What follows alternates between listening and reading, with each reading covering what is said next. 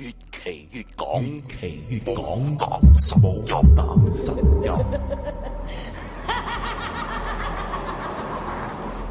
而陳曉喺翻到自己間屋之後，佢就揾咗部舊嘅錄音機，將嗰餅揾到嘅磁帶擺咗入去。首先係李阿婆把聲帶住哭腔咁就話：你唔好跟住我啦，我燒啲紙俾你咪得咯。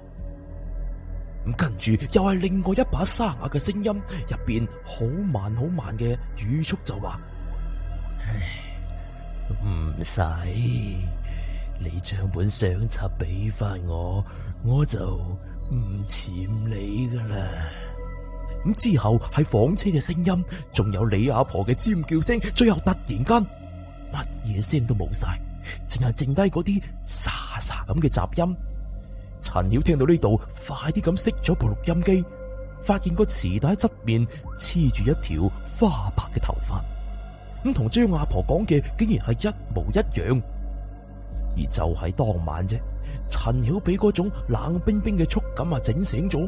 而就當佢擘大對眼嘅時候，咁發現自己嘅床邊企住一個着住藍色衫嘅老太婆。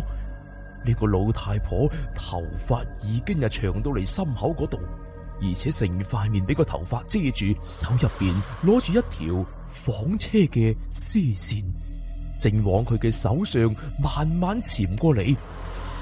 嚟啊，你陪我織線啦！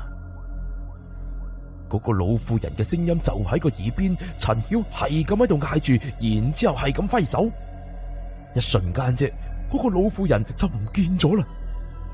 而床頭相冊咧係翻開咗嘅，最後嗰張相入邊，李阿婆身邊嗰個老婦人對住個鏡頭係咁笑，而個眼入邊竟然係空噶。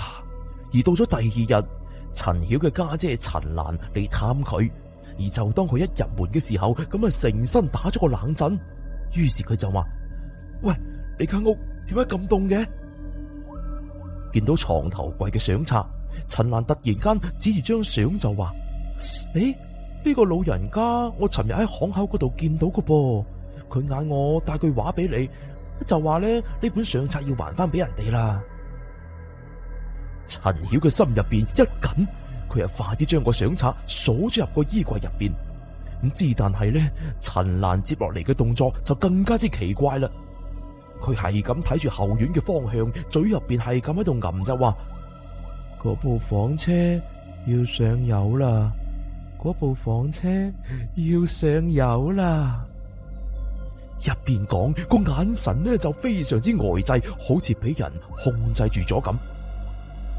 陳曉呢個時候就急啦。咁佢係快啲揾張阿婆問下有咩方法，而張阿婆就話喺巷尾有個姓吳嘅老人家，咁佢咧就識得呢樣嘢嘅，因為佢後生嘅時候喺驗房入邊做學徒，見過換魂婆。